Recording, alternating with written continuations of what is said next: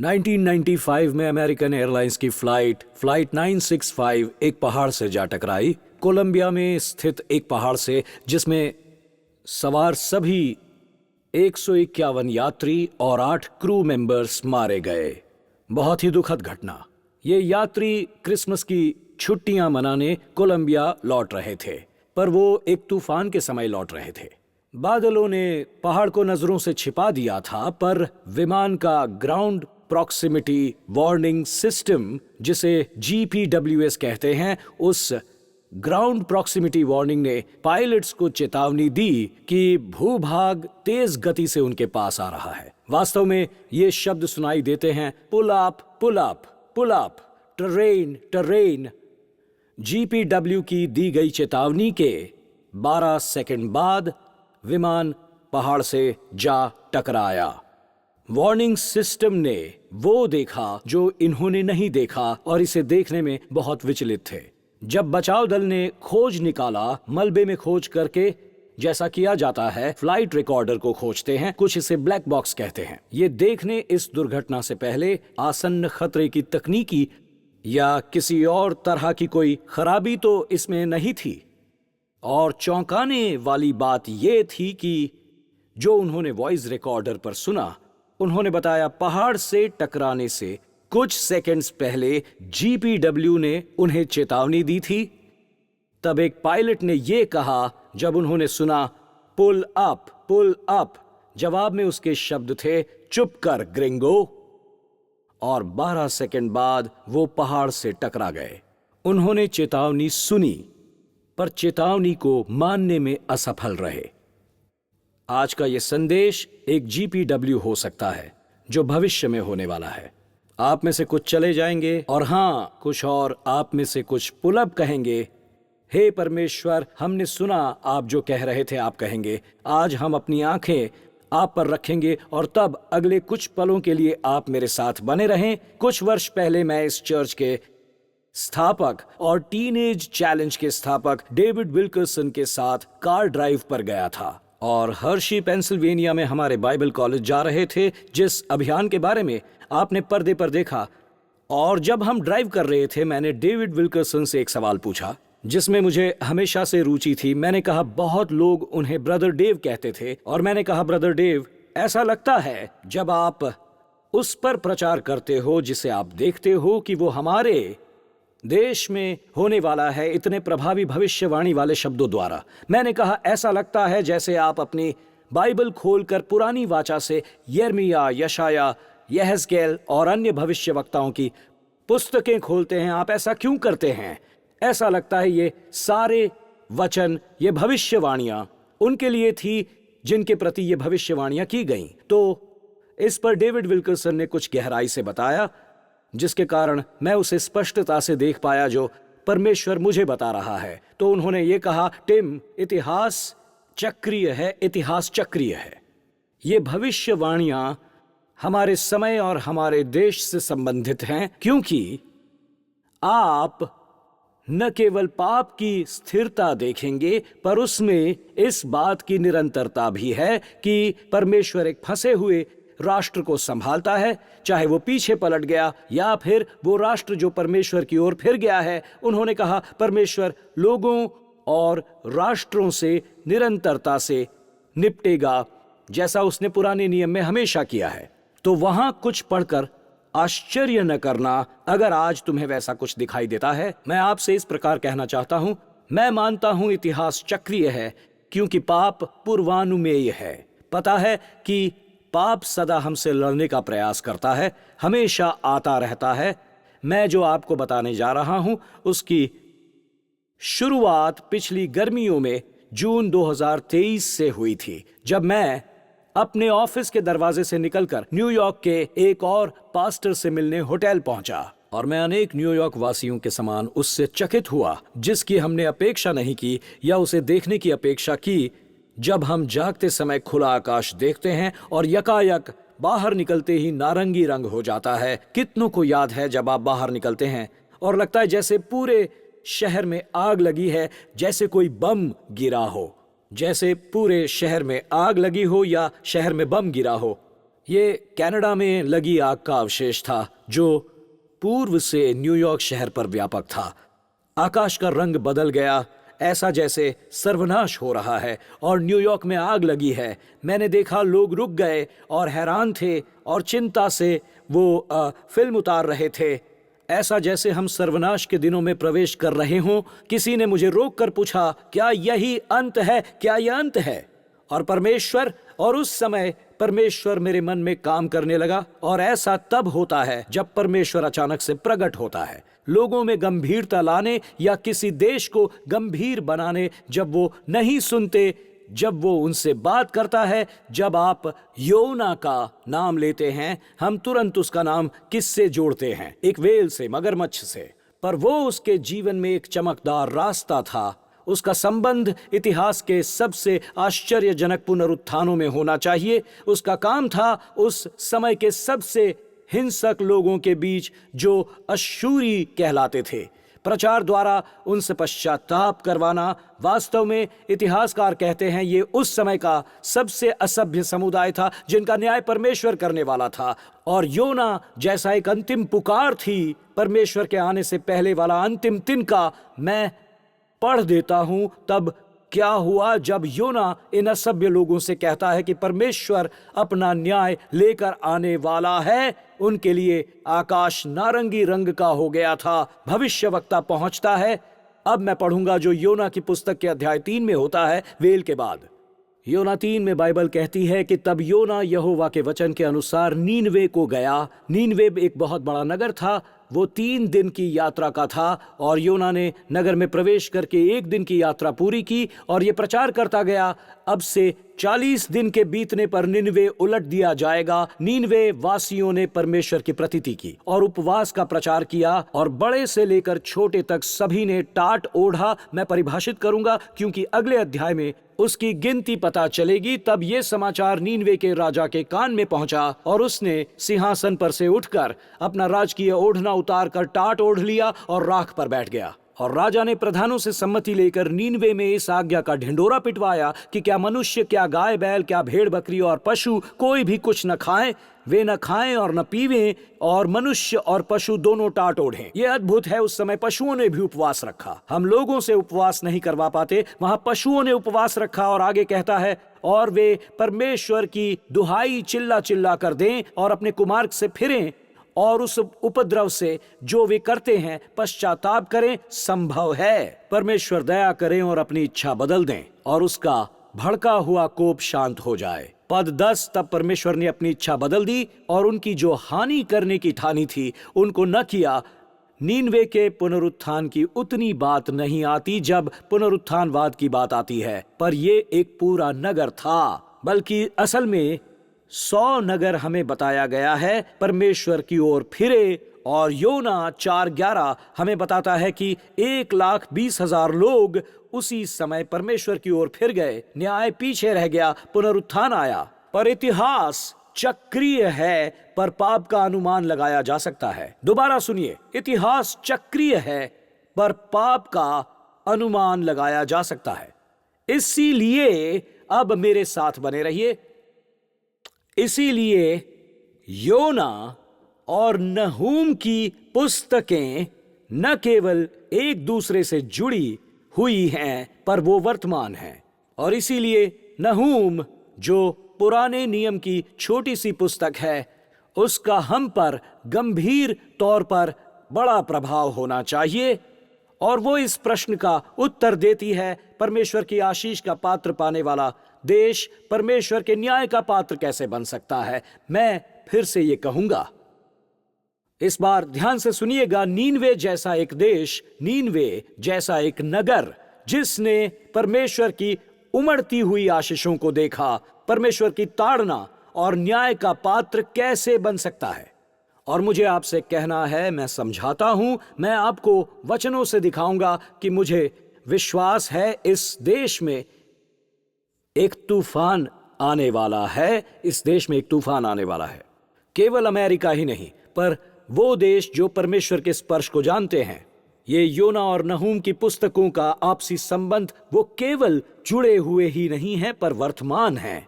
मैं ये कह सकता हूं कि बहुत कम लोगों ने किसी पास्टर को कहते हुए सुना होगा, नहूम की पुस्तक खोलो। नहूम की पुस्तक एक अद्भुत भविष्यवाणी है। ये भविष्यवाणी भविष्यवक्ता का एक विषय है, और वो विषय है परमेश्वर नीनवे का न्याय करेगा। वो नगर जिसका पुनरुत्थान हुआ, वो नगर जिसने परमेश्वर की आशीष को जाना, अब उसका न्याय परमेश्वर करेगा। नहूम की भविष्यवाणी पूरी हो चुकी है पुरानी वाचा में। तो ये पुस्तक हमारे लिए आज भी अर्थपूर्ण कैसे हो सकती है? क्या इसमें हमारे लिए कोई संदेश भी है? तो ये है अच्छी खबर मित्रों। इस अलौकिक पुस्तक के बारे में जो उल्लेखनीय बात हम जहां से इसे देखते हैं, परमेश्वर आज भी हमसे बात करता है। इसी कारण ये पुस्तक उल्लेखनीय है। ये पहले अध्याय के पहले वचन से शुरू होती है, ये कहकर नीनवे के विषय में भारी वचन, एलकोशी नहूम के दर्शन की पुस्तक। अब एलकोश शाम में था, नीनवे से कुछ किलोमीटर दूर, अर्थात नहूम नीनवे से एक भविष्यवक्ता था योना के यहां प्रचार करने के 150 वर्ष बाद। 150 साल, जी हां, ध्यान में रखना, नहूम को लगभग 150 साल बाद लिखा गया था। और नीनवे का पुनरुत्थान उल्लेखनीय था क्योंकि 1,20,000 पशु और मनुष्यों को टाट उड़ाने का, राख डालने को कहा गया। और तब यह प्रश्न उठता है, ये कैसे काम करेगा? क्या ये टिक सकता है? क्या वो एक धार्मिक राष्ट्र बन गया? और दुखद उत्तर है, ऐसा नहीं हुआ। वो अपनी बुत परस्ती की ओर लौट गया। लौटकर ये पहले जैसे क्रूर बन गए, और कई मानते हैं पहले से भी बुरे बन गए, पहले से ज्यादा क्रूर। मेरे लिए ये चौंकाने वाला था। कुछ वर्ष पहले यूनाइटेड स्टेट्स के एक सांसद ने बताया कि किसी भी सभ्यता की औसत आयु संसार की महान सभ्यताओं की आयु लगभग 200 वर्ष की ही होती है। और वास्तव में सांसद आगे कहता है, ये सभ्यताएं, मैं चाहता हूं कि आप इसे पर्दे पर देखें, इन चरणों के द्वारा प्रगति करते हैं। मैं आपको ये प्रगति दिखाता हूं जो इन सभ्यताओं ने प्राप्त की। इस चर्च की सुनिए, वो कहता है ये दास्ता से आत्मिक विश्वास तक जाता है। इसी को बेदारी कहते हैं। आत्मिक विश्वास से साहस तक, जिसका अर्थ है ये अन्याय से लड़ने लगते हैं और उनसे जिन्हें समाज में सुधारना है। साहस से स्वतंत्रता तक। और फिर वो कहता है कि स्वतंत्रता से तब वो देश प्रचुरता को जानेगा। और आगे वो कहता है तब कुछ होता है। वो प्रचुरता से, स्वार्थ से शालीनता तक जाते हैं, और फिर शालीनता से उदासीनता तक, शालीनता से उदासीनता तक, और फिर उदासीनता से वापस दास्ता में। वो कहता है ये एक चक्र है, चक्रीय। इतिहास चक्रीय क्यों है? क्योंकि पाप का पूर्वानुमान लगाया जा सकता है कि परमेश्वर के लिए हमें बहुतायत से आशीष देना आसान है। उसके बाद हम इस बहुतायत के कारण स्वार्थी बन जाते हैं। उसके बाद वो स्वार्थ को लेकर शालीनता में बदलते हैं, फिर शालीनता को उदासीनता में, कि बस हमारा संसार मायने रखता है, और उदासीनता हमें वापस दास्ता में ले जाती है। और फिर आप स्वयं से पूछते हो, हम एक राष्ट्र के रूप में कहां हैं? ऐसा राष्ट्र जो बहुतायत और स्वतंत्रता को जानता है। और मित्रों, मैं आपको बता दूं, हम लोगों को स्वार्थ, उदासीनता को महसूस करता देख रहे हैं, और एक पूरे राष्ट्र को दास्ता में जाता हुआ मैं देख रहा हूं। ये नीनवे का चित्र है जो मैं देख रहा हूं। स्वतंत्रता, आत्मिक जागृति, और अब सब कुछ पलट गया है। और अब 150 वर्ष बाद नीनवे, जिसने परमेश्वर के पवित्र आत्मा का वितरण पाया था, परमेश्वर की उपस्थिति को जाना था, उसने अपने आप को फिर से दास्ता में जाता देखा।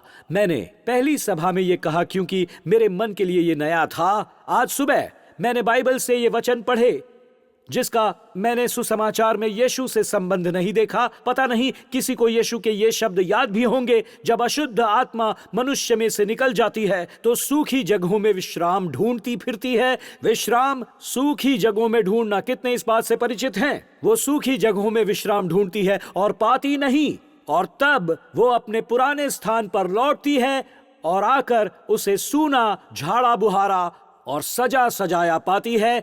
लिखा है वो केवल लौटती ही नहीं पर 7 गुना बढ़कर बुरी होती है। इससे पहले वाले वचन को सुनिए। क्या आप तैयार हैं इसके लिए? इससे पहले वाला वचन कहता है, नीनवे के लोग न्याय के दिन इस युग के लोगों के साथ उठकर उन्हें दोषी ठहराएंगे क्योंकि उन्होंने यूनुस का प्रचार सुनकर मन फिराया, योना का प्रचार सुनकर। और मित्रों, वो इन दोनों बातों को जोड़ता है कि जब परमेश्वर किसी चीज की सफाई करता है तो उसे उस जगह को उसकी उपस्थिति से भर देना चाहिए। हम अपनी इच्छा अनुसार नहीं कर सकते या अपना निर्णय स्वयं ले सकते हैं, अपना चुनाव करके अपने अनुसार कानून बनाएं। हम इस पर लौट कर कहें, परमेश्वर, हम हमारे देश के लिए, हमारे राष्ट्र के लिए वही चाहते हैं जो आप चाहते हो। एक राष्ट्र होकर हमने 3 महान जागृतियों और परमेश्वर की आत्मा के अनेक वितरण देखे हैं। हम करोड़ों में हैं। 1,20,000 नहीं, लाखों लोग मसीह में विश्वास में आए हैं। पहली जागृति 1730 और 40 के दशकों में अमेरिका में कैलिफोर्निया में आई, जहां जोनाथन एडवर्ड्स और जॉर्ज व्हाइटफील्ड को मुख्य पात्र बनाया गया। परमेश्वर एक राष्ट्र को तैयार कर रहा था कि परमेश्वर उनके राज्य सरकार का नींव बनता और उनके संविधान का भी। और परमेश्वर ने मुख्य समय पर इस नवीन राष्ट्र पर वितरण किया। और 100 वर्ष बाद दूसरी महान जागृति आई। परमेश्वर ने एक राष्ट्र को फिर से जागृत किया, क्योंकि उसने इसे नैतिक गिरावट में फिर से जाते हुए देखा। उसके बाद दूसरी महान जागृति आई केन रिज रिवाइवल के साथ, बार्ट स्टोन और चार्ल्स फेनी के द्वारा, जिनका जोर था आत्माओं को जीतना और यात्रा करके सुसमाचार देना, सुसमाचार का प्रचार करना। और अंत में तीसरी महान जागृति इस नगर में शुरू हुई, जो ऊपरी केंद्र था न्यूयॉर्क नगर, वॉल स्ट्रीट में, जहां एक आम मनुष्य जो एक प्रवक्ता भी नहीं था, एक आम मनुष्य प्रवक्ता भी नहीं, जोसेफ लेम्फर कुछ कहना चाहता था। प्रार्थना करके वो आधा दर्जन लोगों को इकट्ठा कर पाया और कहने लगा, हम रोज दोपहर को प्रार्थना कर सकते हैं क्या? तो बात यह है, 6 लोग मैनहट्टन में मिलकर प्रार्थना करने लगे, ये जाने बिना कि इससे देश भर के लोग प्रेरित होने लगेंगे। दोपहर के समय प्रतिदिन 10 लाख लोग काम रोक कर परमेश्वर के मुख को खोजते थे। उन्होंने बताया कि न्यूयॉर्क में प्रार्थना इतनी प्रभावी थी, क्या आप इसके लिए तैयार हैं? उन्होंने बताया, जब जहाज आते थे और रुकते थे, लोग जहाजों पर रोते थे, ये न जानकर वो कहां आ रहे हैं। और मित्रों, ये जागृतियां अजूसा स्ट्रीट के पुनरुद्धार के समर्थन से हुई, जो यीशु की क्रांति लॉस एंजलिस में वितरित हुई थी, जिसके बारे में आप में से कई ने फिल्म भी देखी होगी। इस वक्त मैं उसका नाम भूल रहा हूं। मेरा ये प्रश्न है, जैसा कि नीनवे में हुआ, हमने देखा, क्या वो पुनरुद्धार टिका रहा? और अब हम कहां हैं? एक देश में, एक राष्ट्र के रूप में, और उनके लिए भी जो यूके और जर्मनी और पोलैंड और यहां तक कि ऑस्ट्रेलिया और ऑस्ट्रिया से हमें देख रहे हैं। मुझे ये सवाल करना है कि क्यों? क्योंकि योना और नहूम चुपचाप बैठकर आकाश को लाल होता नहीं देखने देंगे, और आज जो हो रहा है उस पर कोई कुछ नहीं करेगा, और ना ही जो हो रहा है उस बारे में कोई कुछ कहेगा। अब आप चुपचाप बैठकर उसे नजरअंदाज कर सकते हो जो इस राष्ट्र के नैतिक आचरण में हो रहा है। हम एक चर्च होकर अपनी सभाएं चलाते रहेंगे और कोई भी उस पर कुछ नहीं कहेगा, जबकि बाइबल ने वो वचन स्पष्ट रूप से हमसे कहा है। मित्रों, बाइबल में स्पष्ट रूप से लिखा गया है, ये पुस्तक हमें बताती है। दोस्तों, गलती न करना। परमेश्वर धीरज वाला है, परंतु परमेश्वर ठट्ठों में नहीं उड़ाया जाता। परमेश्वर धीरज वाला है, परंतु परमेश्वर ठट्ठों में नहीं उड़ाया जाता। नहूम के वचन 3 में एक बार वो कहता है, सुनिए वो क्या कहता है, यहोवा विलंब से क्रोध करने वाला बड़ा शक्तिमान है, वो दोषी को किस प्रकार निर्दोष न ठहराएगा। यहोवा बवंडर और आंधी में होकर चलता है और बादल उसके पांवों की धूली है। अब यहां वो पूरा है। अब मित्रों, मेरे साथ बने रहिए, प्लीज जरा ध्यान दीजिएगा। मैं थोड़ी देर के लिए यहां नहूम में इसका इतिहास खोलता हूं। बस मुझे एक पल दीजिए। नहूम का इतिहास, और ये वादा करता हूं कि आप और मैं, हम सब आनंदित और मग्न होंगे। मेरे साथ थोड़ी देर के लिए जुड़े रहिए। पर हमें ये देखना है कि एक चर्च के रूप में हमारे लिए ये महत्वपूर्ण है। नहूम 3 अध्याय 3 हमें वो कारण बताता है कि वो जागृत राष्ट्र का न्याय क्यों करेगा। 150 वर्ष बाद वो निनवे के पीछे क्यों पड़ा है, और क्यों मेरा मानना है कि अमेरिका इससे बिल्कुल अलग नहीं है, क्योंकि इतिहास चक्रीय है, परमेश्वर सुसंगत है और पाप पूर्वानुमेय है। मैं इसे दोहराऊंगा, इतिहास चक्रीय है, पाप पूर्वानुमेय है और परमेश्वर सुसंगत है। और मैं चाहता हूं कि हम रेडार से बाहर नहीं हुए, परमेश्वर नहीं हिलता और हमारे राष्ट्र में 3 बड़ी जागृतियां नहीं भेजता।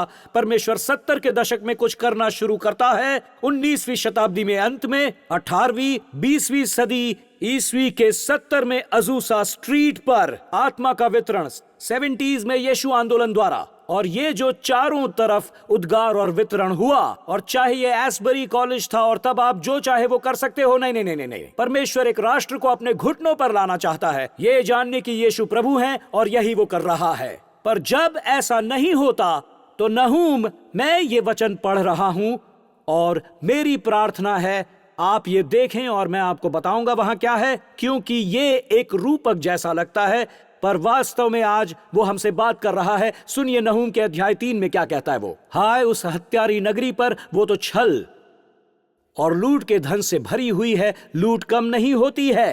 कोड़ों की फटकार और पहियों की घड़घड़ाहट हो रही है, घोड़े कूदते फांदते और रथ उछलते हैं, सवार चढ़ाई करते, तलवारें और भाले बिजली की नाई चमकते हैं, मारे हुओं की बहुतायत और लोथों का बड़ा ढेर है। मुर्दों की कुछ गिनती नहीं, लोग मुर्दों से ठोकर खाकर गिर जाते हैं। ये सब उस अति सुंदर वेश्या और निपुण टोनहीन के छिनाले की बहुतायत के कारण हुआ, जो छिनाले के द्वारा जाति जाति के लोगों को और टोने के द्वारा कुल कुल के लोगों को बेच डालती है। सेनाओं के यहोवा की ये वाणी है, मैं तेरे विरुद्ध हूं और तेरे वस्त्र को उठाकर तुझे जाति जाति के सामने नंगी और राज्य राज्य के सामने नीचा दिखाऊंगा। मैं तुझ पर घिनौनी वस्तुएं फेंक कर तुझे तुच्छ कर दूंगा। सब तेरी हंसी उड़ाएंगे और जितने तुझे देखेंगे सब तेरे पास से भाग कर कहेंगे, निनवे नाश हो गई, कौन उसके कारण विलाप करे।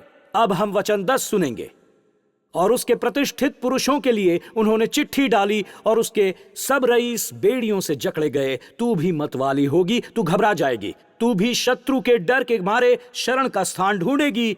तेरे सब गढ़ ऐसे अंजीर के वृक्षों के समान होंगे जिनमें पहले पक्के अंजीर लगे हों, यदि वे हिलाए जाएं तो फल खाने वाले के मुंह पर ही गिर जाएं, यानी हिलाते ही वो बिखर जाएंगे। वचन 13, देख तेरे लोग जो तेरे बीच हैं वे स्त्रियां बन गए हैं, तेरे देश में प्रवेश करने के मार्ग तेरे शत्रुओं के लिए बिल्कुल खुले पड़े हैं, और तेरे गढ़ों को अधिक दृढ़ कर, कीचड़ ले आकर गारा लताड़ और भट्ठे को सजा, वहां तू आग में भस्म होगी और तलवार से तू नाश हो जाएगी। ये येलेक नाम टिड्डी की नाई तुझे निगल जाएंगे, यदि तू अरबे नाम टिड्डी के समान अनगिनत भी हो जाए। तेरे आकाश के तारांगण से भी अधिक अनगिनत हुए, तेरे मुकुटधारी लोग टिड्डियों के समान और सेनापति टिड्डियों के दलों सरीखे ठहरेंगे, जो जाड़े के दिन में बाड़ों पर टिकते हैं, परंतु जब सूर्य दिखाई देता है तब भाग जाते हैं और कोई नहीं जानता कि वो कहाँ गए। तेरे चरवाहे पता नहीं किस चर्च से बात करते हैं, जो जागृति से समय शुरू हुए। वो चरवाहों से कहता है, हे अश्शूर के राजा, तेरे ठहराए हुए चरवाहे ऊँघते हैं, तेरे शूरवीर भारी नींद में पड़ गए हैं। तेरी प्रजा पहाड़ों पर तितर बितर हो गई है और कोई उनको फिर इकट्ठा नहीं कर पाता। तेरा घाव न भरेगा, तेरे रोग असाध्य हैं। मित्रों, बहुत बुरी खबर उस जागृत राष्ट्र के साथ जो हुआ, जो परमेश्वर के न्याय का पात्र बनेगा। और मैंने ये देखा, जिसने मुझे गंभीर बनाकर हिला दिया, कि निनवे में 6 घटनाएं हैं जो जागृत नगर के न्याय का संकेत देती हैं। हमारे देश और हमारे राष्ट्र के लिए, आपके देश के लिए जो संसार भर में देख रहे हैं, वो दृश्य परमेश्वर ने काम किया। जर्मनी जिसने एक पुनर्निर्माण देखा, यूके जिसने सब देखा, स्पर्जन से लेकर जॉन वेस्ले तक, और ये भी जो उनके साथ हुआ कोरिया में देख रहे हैं, जो आपके देश में प्रार्थना द्वारा जो वितरण हुआ है, और उसके साथ अफ्रीका और मध्य तथा दक्षिण अमेरिका में भी जब पवित्र आत्मा का वितरण हुआ, और ये देखने को मिला जो परमेश्वर कर रहा है। और किसी भी समय जब हम परमेश्वर की आशीषों को ग्रहण करके उसे स्वार्थ में बदलकर, उसके बाद शालीनता में और फिर उदासीनता में और उसके बाद दासता में, तो ये हम सब के लिए एक खतरनाक स्थान बन जाता है। मैंने अध्याय 3 में 6 घटनाओं को देखा। मैं इनकी सूची बना देता हूं, आइए देखते हैं उन्हें। पहला, उसने कहा, तेरे मार्गों पर हिंसा होगी। हिंसा, मैं थोड़ी देर में इस पर लौटूंगा। उसने कहा, तू मतवाला और भ्रष्ट हो गया है, तूने अपनी नगरियों में ऐसा किया है। दूसरा, तेरे अंदर उसके विरुद्ध खड़े रहने का साहस नहीं जिसके विरुद्ध तुझे खड़े रहना है, तू उसके विरुद्ध खड़ा नहीं होता। उसने कहा, चौथा, तेरे फाटकों से बाढ़ जैसी भीड़ आती है और तू उसे रोक नहीं सकता। पांचवा, असली अगुआ नहीं रहा और जब तुझे तेरे अगुआओं की जरूरत होती है वे छिप जाते हैं और मुश्किल समय में वो तुझे दिखाई नहीं देते। और नंबर 6, प्रतिष्ठित पुरुष ऊंघ रहे हैं, जनता को टूटा और खाली और घायल छोड़कर। जरा सोचिए मित्रों, वो कहता है तेरे मार्गों पर हिंसा होगी। मित्रों, मुझे सारा समय लोगों के कॉल आते हैं ये कहकर कि हम आपसे मिलने न्यूयॉर्क आना चाहते हैं, पर हम डरते हैं क्योंकि किसी ने मुझे कॉल करके पूछा क्या हम ज्वेलरी पहनकर आ सकते हैं न्यूयॉर्क में, क्योंकि हमने देखा कि उसे छीना जा रहा है न्यूयॉर्क शहर में। मैं ये कह रहा हूं दोस्तों, ये सिर्फ न्यूयॉर्क में नहीं, ये हर शहर में हो रहा है, हर जगह हो रहा है। ये अविश्वसनीय है जो हो रहा है। और मैं एक स्पष्ट बात बता दूं, क्योंकि आप नगर में कहीं भी जाएं, विरोध प्रदर्शन हर जगह होते हैं। और ये बताना चाहूंगा कि सुनिए, इससे मैं मुसीबत में आ सकता हूं, पर मुझे डर नहीं है, बिल्कुल नहीं है। जो चाहे आप महसूस कर सकते हैं। मैं कहूंगा क्योंकि मुझे पता है बाइबल इस पर क्या कहती है, पर मैं चाहता हूं आप समझ लें। जब आप लोगों को हमारे विश्वविद्यालयों में और हमारे मार्गों पर इस्राएल का विरोध करते हुए देखते हैं, तब यहां कुछ गहरा हो रहा है। लोग चिल्लाते हैं, सुनिए, लोगों को चिल्लाते हुए मेरी बात सुनिए। ये समाज परमेश्वर के प्रियों से बैर रखता है। ये समाज कहता है अगर तुम्हें ये प्रिय है हम उससे घृणा करेंगे और विरोध करेंगे। इससे भी बढ़कर हो रहा है, वो कहता है तुम मतवाले और लुच्चे बन जाओगे, हम तुम्हारे नगरों में लौट कर आएंगे। मैंने कुछ पढ़ा, मुझे याद है 15 वर्ष का था तब, मैं केवल 15 वर्ष का था। मुझे याद है जब मैंने इसे पहली बार पढ़ा, किसी ने, हम अपने चर्च की युवा मंडली के लिए कार्य कर रहे थे और मैं यशाया की पुस्तक पढ़ रहा था और कुछ समझ नहीं पा रहा था। यशाया 5 पर मैं था और मैंने एक वकाह पढ़ा। वो युवा मंडली में 15 की आयु के लिए हास्यास्पद था, लेकिन ये था वो कि एक ऐसा समय आएगा जब लोग बुरे को अच्छा और अच्छे को बुरा कहेंगे। मैंने कहा यह हास्यास्पद है, ऐसा कभी नहीं होगा। मित्रों, आज ऐसा ही हो रहा है, आज यही हो रहा है। उसने कहा कहने का साहस न रहेगा। वास्तव में ऐसा है। अध्याय 3 का एक और अनुवाद ऐसा है, पुरुष स्त्री समान बन जाएंगे। ऐसा अनुवाद में लिखा है। मेरे मित्रों, दोस्तों, आज के संसार का एक बड़ा धर्म समुदाय कह रहा है हम हर व्यक्ति को स्वीकार करेंगे जिसका बपतिस्मा हो जाता है, अब हमें कुछ और नहीं चाहिए। अब वहां एक स्थान लेने का साहस नहीं रहा। लोग इंस्टाग्राम पर फॉलोअर्स के खोने से डरते हैं या ट्रोल्स के विरुद्ध कहने से डरते हैं। मैं नहीं डरता, जो चाहे आप मेरे विरुद्ध पोस्ट कर दीजिए, अब मुझे कोई फर्क नहीं पड़ता, बिल्कुल भी नहीं। मित्रों, एक महीने बाद मैं 60 वर्ष का हो जाऊंगा। सुनिए, उस समय मैं बूढ़ा हो जाऊंगा। मैं स्वर्ग के लिए तैयार हो जाऊंगा। मैं जाने के लिए तैयार हूं। ये यीशु चाहते हैं कि ऐसा होगा तो मैं जाऊंगा। मित्रों, इसलिए जब भी मैं कोई निर्णय लेता हूं, लोग चले जाते हैं और छोड़ देते हैं। लोग ट्रोल करते हैं, कुछ भेजते हैं कि मेरा विरोध करते हैं, कोई फर्क नहीं पड़ता मुझे। आज हमें सच सुनने की जरूरत है। आज हमें परमेश्वर की बात सुननी है। आज हमें परमेश्वर की वाणी सुनने की जरूरत है। और उसने कहा तेरे फाटकों से गंदगी की बाढ़ अंदर आएगी और तू उसे रोक भी नहीं पाएगा। जो तेरी ओर आ रहा है उसे तू रोकता भी नहीं। जो हमारे युवा फोन पर देखते हैं, उससे लेकर जो हमारे समाज में आज हो रहा है, मित्रों, यहां आने वाले मार्ग पर लोग इसका अनुभव लेकर आए हैं और हमने उसे प्रक्रम में डाला। आगे किराने की दुकान है, एक सुपरमार्केट। अब आपको पैसे से कुछ मोल लेने की जरूरत नहीं रही। हम हथेली से पहचान करवाते हैं, हम अपनी हथेली से खर्च नहीं करते। आप जानते हैं हम ऐसा नहीं करते। लोग इसे कह सकते हैं कि वो टेक्नोलॉजी के रूप में इसे देखते हैं। मैं इसे प्रकाशित वाक्य की पुस्तक के रूप में देखता हूं। आपको जो कहना है कहिए, पर मैं ये देखता हूं और ये मानता हूं अगर इसके बदले मेरी हथेली को खोना है ताकि मैं कुछ खा सकूं। जी हां, मैं उस दिन उपवास रखूंगा अगर ऐसा हुआ। वो कहता है तेरे प्रतिष्ठित पुरुष छिप जाएंगे जब तुझे उनकी जरूरत पड़ेगी। वो कहता है सब चले जाएंगे, वहां कोई नहीं रहेगा। और चरवाहे सोते रहेंगे प्रजा को घायल छोड़कर। मित्रों, हम नैतिक भूस्खलन पर खड़े हैं। चर्च ने अपनी अविलंबितता खो दी है। हम यहां से जहाज को डूबता हुआ देख रहे हैं, नीनवे की तरह। और ऐसे ही जैसे ये चर्च इसे पहचानता ही नहीं, जो हो रहा है उसे मंच पहचानता ही नहीं। जो मसीही सबसे बड़े खतरे में हैं, वहां कोई सताया हुआ नहीं, पर एक आरामदायक विश्वासी। इसलिए चर्च के लिए सबसे बड़ा खतरा है जब चर्च और संसार का एक ही पक्ष हो जाता है, संसार को उलट पलट करने के बदले जिसे करने के लिए हमें बुलाया गया है। और मित्रों सुनिए, हम कब ऐसा करेंगे? हम कब कहेंगे? यहाँ कोई चुनाव नहीं है, कोई मतदान, या जो भी लोगों का समुदाय बात करता है उन्हें लाल तरंगे और नीली तरंगे चाहिए, और हम फिर से एक बार कांग्रेस को जीत लेंगे, और हम ये जीत लेंगे, और सब कुछ टूट फूट रहा है, सब कुछ बिखर रहा है। दोस्तों, यहाँ उत्तर नहीं मिलेंगे।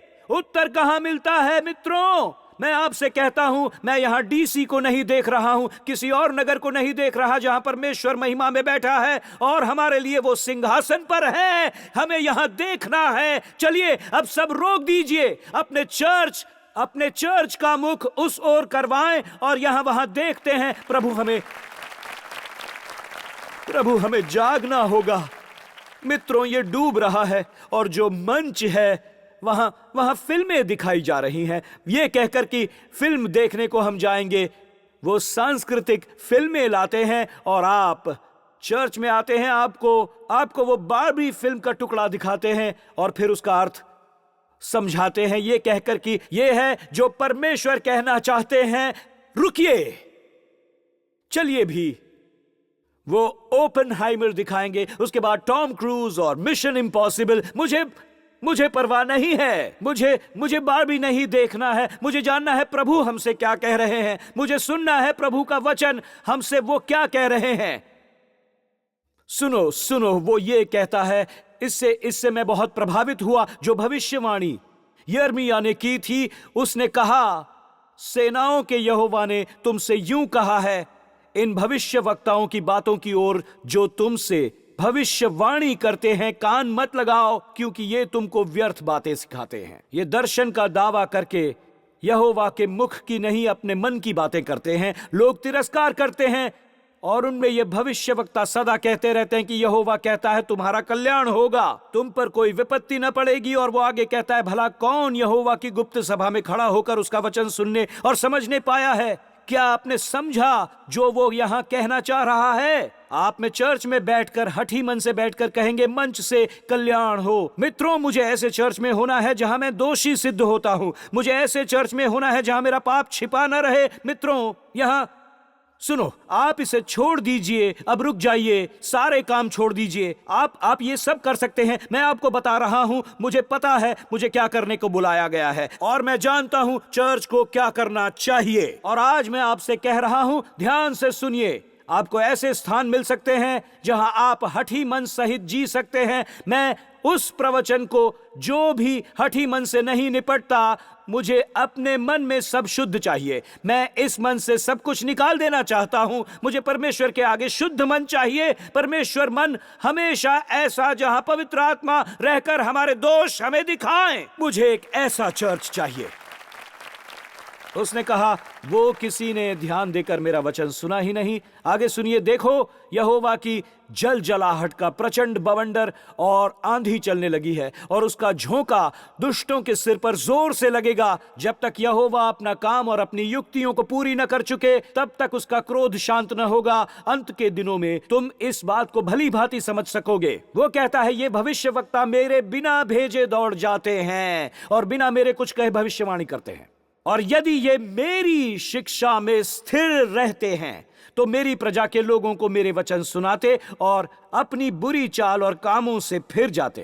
क्या आप समझ रहे हैं बुरी चाल और कामों का मतलब? समझ रहे हैं उसने क्या कहा? उसने कहा, आपकी ओर एक आंधी चलने वाली है और भविष्यवक्ताओं और प्रवक्ताओं का एक झुंड आपको पाप में जीने देगा, जबकि आपकी और एक प्रचंड बवंडर चलने लगा है।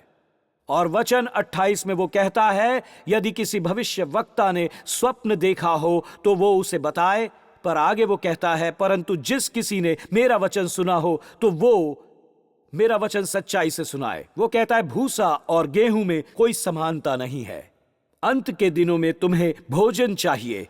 और आगे वो कहता है, क्या मेरा वचन आग सा नहीं है? मेरा वचन आग सा। फिर क्या वो ऐसा हथौड़ा नहीं जो पत्थर को फोड़ चले? मित्रों, इसलिए बाइबल बड़ी महत्वपूर्ण है। जब परमेश्वर के वचन का प्रचार होता है, वो एक हथौड़ा है जो चीजों को फोड़ देता है, वो एक तर्क जो फोड़ देता है, हमारे लिए मार्ग बना देता है। यहोवा की ये वाणी देखो, जो भविष्य वक्ता मेरे वचन औरों को चुरा चुरा कर बोलते हैं, मैं उनके विरुद्ध हूं। वो कहता है उन्हें स्वर्ग से एक भी वचन नहीं मिलता। आज की भाषा में मैं कहूंगा, वो ऑनलाइन जाकर खोलते हैं क्या प्रवचन देना है, और वो ऐसा करते हैं क्या प्रवचन देना है। वो चर्च में, वो अपने चर्च में ये लाकर कहेंगे कि वो स्वर्ग से सुना रहे हैं, पर ये झूठ है, बिल्कुल झूठ। और इसीलिए हमें जरूरत है ऐसे मंच की जहां परमेश्वर से वो सुनते हैं। हमें वो सुनना है जो परमेश्वर कहता है। मैं समझ गया मित्रों, समझ गया, मुझे पता है मित्रों, मुझे पता है। हम यहाँ बैठते हैं न्यूयॉर्क नगर के बीचों बीच। हमें जागृति चाहिए। हम परमेश्वर का काम कर रहे हैं। हम चाहते हैं कि परमेश्वर हमारे अंदर काम करें। पर मित्रों, हमें स्वर्ग से वचन चाहिए। निनवे वो नगर जिसने कभी पश्चाताप किया और वो टूट रहा है। यिर्मयाह 6:17, मैंने तुम्हारे लिए पहरुए बैठा कर कहा, नरसिंगे का शब्द ध्यान से सुनना। पर उन्होंने कहा, हम न सुनेंगे, हम ध्यान नहीं देंगे। बिली ग्रेहैम ने कहा है, यदि परमेश्वर जल्द से जल्द अमेरिका का न्याय नहीं करता तो परमेश्वर को लौट कर क्षमा मांगनी होगी सादम और अमोरा से। पर मैं कहता हूं परमेश्वर को लौट कर निनवे से क्षमा मांगनी पड़ेगी। जी हां, कहीं ऐसा ना हो। अब मित्रों, मैं उसकी तह तक पहुंचूंगा और उसके बाद मैं आपको आनंद से उभारूंगा। तो ये लीजिए, मैं आपके साथ व्यक्तिगत रूप से बात करूंगा। और यहां पर आप मुझसे नाराज होंगे। मैं आपसे कह रहा हूं, मैं चेतावनी देता हूं, इस देश में आंधी आ रही है। मित्रों, आपके देश की ओर कुछ आ रहा है, यहां तक कि न्यूयॉर्क नगर की ओर आ रहा है, जो न्यूयॉर्क में शुरू होगा और फिर डीसी से। हमें बताया गया है कि पिछले महीने हमारी दक्षिणी सीमाओं से 1500, बस इतना ही ये खबरों में है, 1500 तड़ीपार लोग हमारे देश में घुसने का प्रयास करते हैं, हमारे देश में घुसने का, जिन्हें आतंकी माना जाता है। वैसे हमें यहां बताया गया है कि हमारी राज्य सरकार ने यहां न्यूयॉर्क के मध्य में ऐसे लोगों को होटलों में जाने से रोका है जो आतंकी हो सकते हैं और हमारे नगरों के लिए खतरा हो सकते हैं।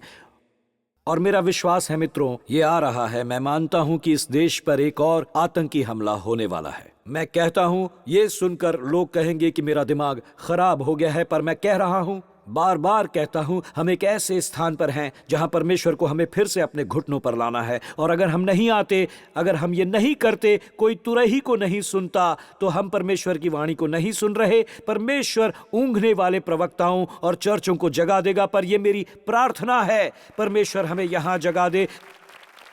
और मित्रों, मेरी बात सुनो, हम जाग गए फरवरी 24, 2022 के दिन, जब पुतिन और रूस की सेनाएं यूक्रेन पर चढ़ाई कर रही थीं। एक महीने पहले हमास के आतंकियों ने 7 अक्टूबर को हमला किया था। हम शनिवार की सुबह जो जागे और उस बर्बरता के बारे में सुना जो गाजा पर हुआ, और मैं वाकई ये विश्वास करता हूं कि हमें उसकी तैयारी में रहना है। जब हम एक सुबह जागते हैं और अपने नगर और अपने देश में कुछ ऐसा होता है, मैंने अधिकतर पास्टर कार्टर के इस बारे में जो वचन सुने हैं, उन्होंने कहा काले बादल आता देख, और उन्होंने कहा हमें तैयारी करनी होगी। हमने यहां शुरुआत की, हमने अपने अगुओं से बात की जर्सी कैंपस में जो हमारे साथ हैं। हमने कहा तुम कमांड सेंटर होगे, पर पूरे कैंपस को पुनर्गठन हम कर रहे हैं। सब कुछ, लोगों को खिलाने से लेकर उन्हें घर दिलाने से लेकर, हम सब कुछ तैयार कर रहे हैं। यहाँ इस चर्च में भी सारी तैयारियां। लेकिन दोस्तों, मेरी बात सुनो, मैं चाहता हूं आप सुने। मैं ये नहीं कह रहा मुझे इसका दर्शन नहीं मिला था। मैं कह रहा हूं ये इतिहास है जो हमारे भविष्य की बात कर रहा है। ये इतिहास बोल रहा है, पर एक भाग है जिसे मैं चाहता हूं आप जान ले। हमें डर में नहीं रहना चाहिए कि आगे क्या होगा। हमें इसकी जरूरत नहीं है मित्रों। हमें ऐसे चर्च में रहने की जरूरत है जो नैतिक संकट के बीच शांति का प्रचार करता है। हमें ऐसे चर्च की जरूरत है। आप मुझे कट्टर कह सकते हो, आप मुझे पागल कह सकते हो, मैं परेशान हूं, मैं आपको चेतावनी दे रहा हूं। और मित्रों, मैं आपसे कह रहा हूं, हमें स्वर्ग से सुनने और हमें मार्गदर्शन लेने की जरूरत है। आपका मतलब क्या है पास्टर? मैं इसे कहूंगा, पिछले सप्ताह में मैं अपने ऑफिस में गया और किसी ने मुझे एक टी शर्ट दी और उसने इसे न्यूयॉर्क के फुटपाथ पर देखा और मेरे लिए खरीद लिया।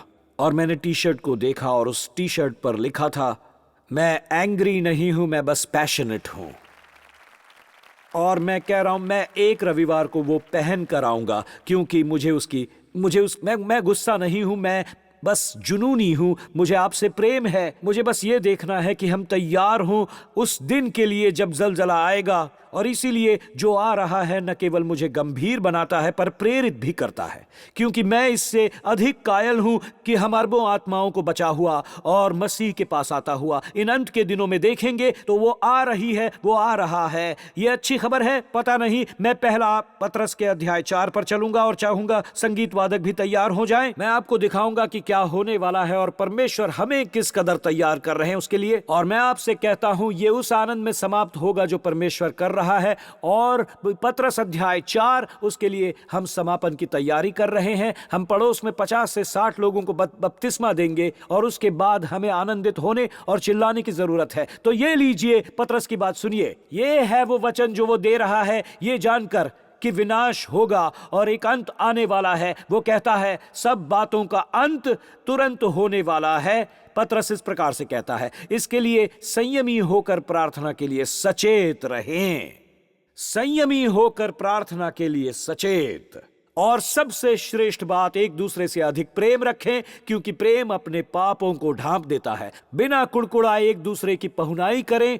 जिसको जो वरदान मिला है वो उसे परमेश्वर के नाना प्रकार के अनुग्रह के भले भंडारियों की नाई एक दूसरे की सेवा में लगा दें। यदि कोई बोले तो ऐसा बोलो मानो परमेश्वर का वचन है। यदि कोई सेवा करे तो उस शक्ति से करे जो परमेश्वर देता है, जिससे सब बातों में यीशु मसीह के द्वारा परमेश्वर की महिमा प्रकट हो। महिमा और साम्राज्य युगानुयुग उसी का। आमीन आमीन। हे प्रियो, दुख रूपी अग्नि तुम्हारे परखने के लिए तुम में भड़की है। इससे समझकर अचंभा न करो कि कोई अनोखी बात तुम पर बीत रही है, पर जैसे जैसे मसीह के दुखों में सहभागी होते हो। और ये कहता है, आनंद करो, जिससे उसकी महिमा के प्रकट होते समय भी तुम आनंदित और मगन रहो। महिमा के प्रकट होते समय आनंद और मगन।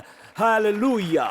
आगे वो कहता है, और अंत में आनंद ही आनंद होगा, क्योंकि पता है परमेश्वर तुम्हारे साथ है। तुम्हें आनंद होगा क्योंकि तुम्हें पता है तुम अकेले नहीं हो। तुम चीजों को अलग दृष्टि से देखते हो और परमेश्वर कुछ ऐसा सामर्थ्य करने वाला है। तो वो कहता है, अब मेरी बात सुनो। वो कहता है हमें संयमी होकर, हमें संयम रखना है। वो क्या कहता है? वो किसी चीज का नशा न करने कहता है। किसी और चीज को ध्यान मत दो, संयमी होकर। इसलिए पानी के बपतिस्मा को लेकर, मित्रों, अगर आज आप यहां हैं और किसी चीज का खिलवाड़ करके कहते हैं मुझे पानी का बपतिस्मा नहीं लेना, अगली बार लेंगे बंधु। अगर परमेश्वर ने रखा है तो तुरंत ले लो, वहां ऐसे ही बैठे न रहो, आगे बढ़ो। आज के आज ही मैं ये करूंगा कहो।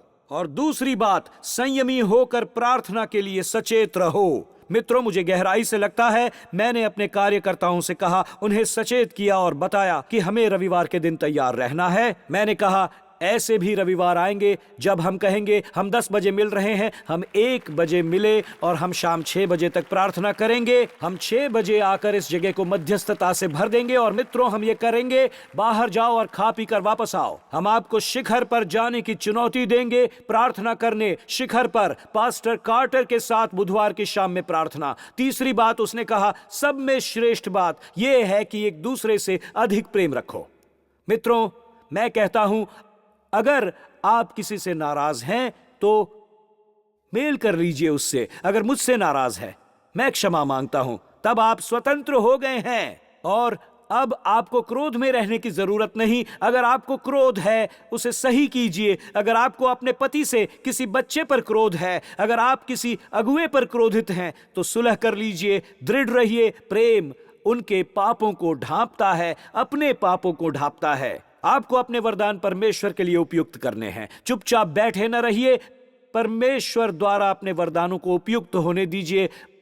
उसका काम कीजिए, वो जो करने के लिए उसने आपको बुलाया है। राजनीतिक नहीं बल्कि भविष्यवक्ता बनिए, परमेश्वर की ओर से संदेश दीजिए। और अंत में ये दो चीजें जब वो कहता है तो तुम्हें आश्चर्यचकित होने की जरूरत नहीं, आप आश्चर्यचकित नहीं होंगे। और फिर उसने कहा, जब सबके बीच में आनंद मनाते हो, मग्न रहो। मगन होकर इस सब के बीच में आप आनंदित हो सकते हैं। मित्रों, मैंने ये किया है। मैंने कुछ मित्रों को यहां देखा है जो ये ऐसा काम करते हैं। मैंने नए मित्रों से पहली सभा में बात भी की थी। इस्राएल पर आतंकी हमला होने के तुरंत बाद संयुक्त राष्ट्र में हमारी बाइबल स्टडी थी और ऐसा शनिवार के दिन हुआ और हम उसके 4 दिन बाद संयुक्त राष्ट्र पहुंचे। मित्रों, जब हमने गलियारों को देखा और सबके चेहरे ऐसे थे जैसे पता नहीं क्या होगा और हम क्या करेंगे, जब हम उस बिल्डिंग में पहुंचे तो ऐसा लगा जैसे लोग निराश थे, उनके पास कोई उत्तर नहीं था। और वहां हम एक ऐसे कमरे में स्तुति कर रहे थे, रिकार्डो गा रहा था और हमारा परमेश्वर कितना महान है ये गीत बज रहा था उनके साथ में। वो गाना कि हमारा परमेश्वर कितना महान है। और मैं तो बस ये सोच रहा था कि इस सब के बीच में हम बस इतना ही जानते हैं कि हम उस ओर नहीं देख रहे हैं। इसलिए मैं आपसे कहता हूं मित्रों, वो जो यीशु ने कहा, सुनिए सुनिए सुनिए सुनिए, ये है जो यीशु ने कहा। सुनिए, उसने कहा, जब चीजें होने लगेंगी ऊपर देखो, अपने सर उठाओ, क्योंकि तुम्हारा छुटकारा बिल्कुल निकट है। तुम्हारा छुटकारा बिल्कुल निकट है। हम इस समय इस ओर देखते हैं। और अब हम क्या करें पास्टर, क्या करें पास्टर टिम? इसीलिए संयमी होकर प्रार्थना कीजिए, सचेत रहिए, एक दूसरे से अधिक प्रेम रखिए, क्योंकि प्रेम अपने पापों को ढांप देता है। हम चाहते हैं हमारे वरदान परमेश्वर की सेवा में उपयुक्त हों। अगर कुछ कहें तो प्रभु के वचन कहें और फिर चकित ना हो। हमारे सामने जो भी आता है उसके लिए हम तैयार रहेंगे और उसके बाद हम आनंद मनाएंगे जब ये सब होता रहेगा। मैं आपको एक आखिरी बात डेविड विल्करसन की बताऊंगा। उनके साथ भी ऐसा ही कुछ हो रहा था और उसके बाद हम गाएंगे। संगीत वादक आ सकते हैं, आप सब आ जाइए और सुनिए। भाई डेव ने यह कहा कि उन्होंने मुझसे संबोधित होकर कहा, मेरी दृष्टि इस समय स्वर्ग पर टिकी है। मैं इस ओर नहीं देखता जब आप अपनी ओर नहीं देखते। और वो कहते हैं, ऊपर देखो क्योंकि तुम्हारा छुटकारा निकट, बहुत ही निकट है। तो दोस्तों, क्या ये मेरा प्रतिफल नहीं है? ये वो नहीं है जिसे मैं खोजता हूं। मैं ऐसी जगह खोजता हूं जहां आंसू ना हो, रोग ना हो, बीमारियां ना हो, दवाएं ना हो, स्वास्थ्य बीमा ना हो, सर्जरी ना हो, रक्त देना ना पड़े, कुछ ऐसा ना हो कि मित्रों, मैं आपसे कहता हूं कि मैं घर वापसी के लिए तैयार हूं। मैं आपसे बस इतना ही कहना चाहता हूं। और आज मैं कह रहा हूं कि वो मुझे आनंद करते हुए घर ले जाएगा। मैं इस प्रकार से नहीं जाऊंगा, मुझे यहां से छुड़ा लो, मैं ऐसे जाऊंगा, तू मुझे घर ले चल, तू मुझे स्वर्ग ले चल। मित्रों, ये एक क्षण में समाप्त हो सकता है और मैं इतना जानता हूं कि मेरा प्रतिफल मुझे मिलेगा। मैं तुरंत ही यीशु के पास जाऊंगा। मैं डरता नहीं हूं मित्रों, नहीं मित्रों। मृत्यु स्पष्टता से हमें हमारा प्रतिफल देती है। आप में से कुछ सोचेंगे कि मैं पागल हो गया हूं, हम लोग मृत्यु की बातें कर रहे हैं। नहीं नहीं नहीं नहीं नहीं नहीं, हम वास्तविकता की बात कर रहे हैं। मैं नहीं चाहता आपको इसकी आदत पड़ जाए। वो एक होटल है, हमारा घर, हमारा महल स्वर्ग में है और हमें वहीं लौटना है। और जब आप लोगों को देखते हैं, आप मसीहियों को होटल को ऐसे पकड़े रहते हैं जहां हम सदा जिएंगे, पर मैं ऐसा नहीं चाहूंगा। आप रखे रहिए, सब कुछ ले लीजिए, पर मैं कहूंगा मैं तैयार हूं। और सुनिए, अगर परमेश्वर ला रहा है, अगर परमेश्वर हमें बुला रहे हैं, हम दुखद क्षण से गुजरे तो भी हम तैयार रहेंगे। हम ऐसा आनंद के साथ करेंगे, हम मेहमान नवाजी करेंगे, हम अपने वरदानों का उपयोग करेंगे, हम प्रार्थनाओं की आत्मा में रहेंगे। पर मित्रों, जब वो सब आएगा, मैं उस समय यीशु के साथ रहने को तैयार हो जाऊंगा। अब जो अगली पीढ़ी है, सुनिए, वो जो जा रहे हैं, आप 25 के हो रहे हैं।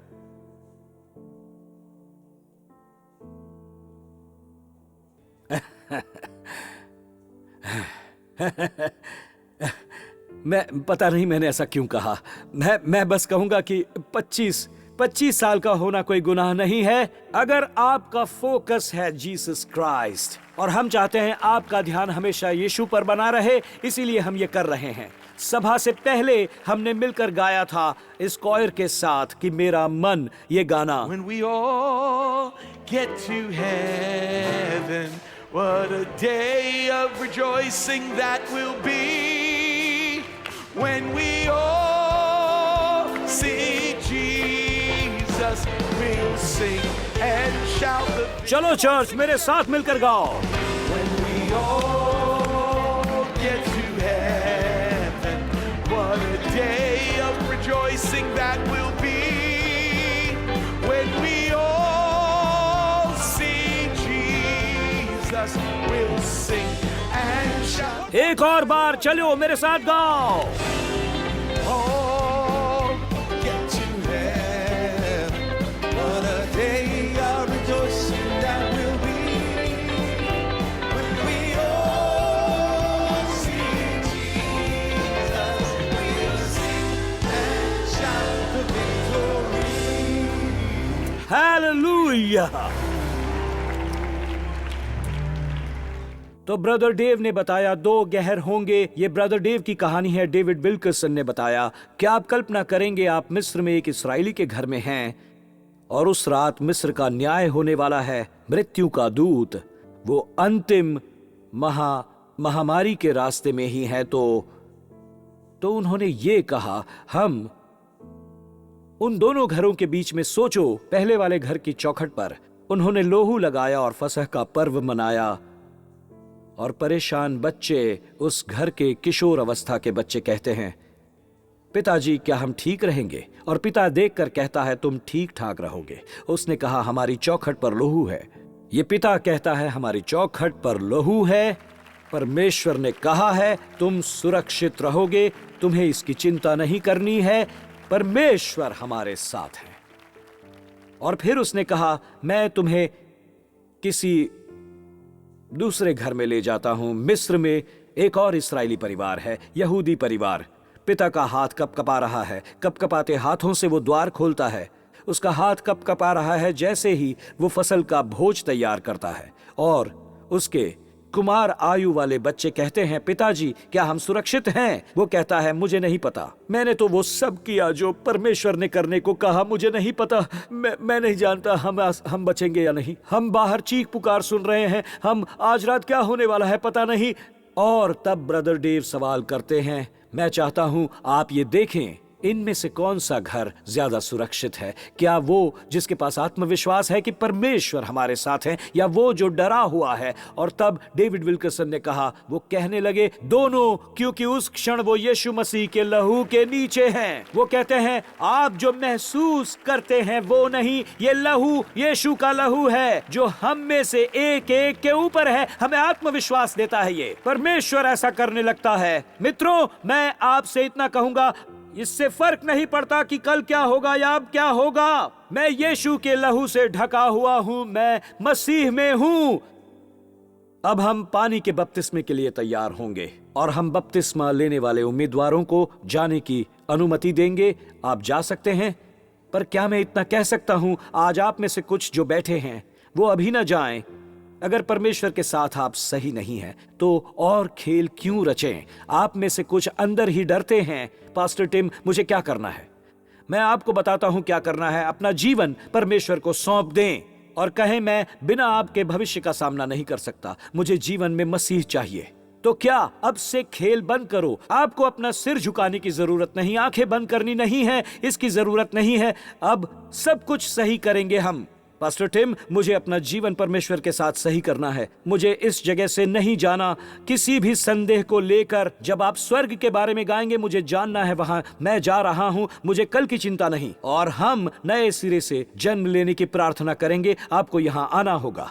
मुझे अपने हाथ ऊपर उठाइए, मेरे साथ हाथ ऊपर उठा लीजिए और आगे आइए। जैसे मैं कहता हूं, ये आगे जो बैठे हैं, आगे पहली कतार वाले, पीछे जो बैठे हैं बीच में, मेरे साथ हाथ ऊपर उठाइए हवा में और यहाँ आगे आ जाइए। चलिए मेरे साथ सब एक साथ मिलकर कहेंगे, कहिए, प्रिय प्रभु यीशु, मुझे विश्वास है आप परमेश्वर के पुत्र हो। मुझे विश्वास है आप क्रूस पर मेरे पापों, मेरी लज्जा, मेरे दोषों के बदले मर गए। मेरे बदले आपने नरक का सामना किया ताकि मुझे वहां जाना न पड़े। आप मृतकों में से जी उठे, मुझे स्वर्ग में स्थान और पृथ्वी पर एक उद्देश्य देने और आपके पिता के साथ एक संबंध बनाने। आज प्रभु यीशु, मैं अपने पापों से फिरकर नए सिरे से जन्म लेता हूं।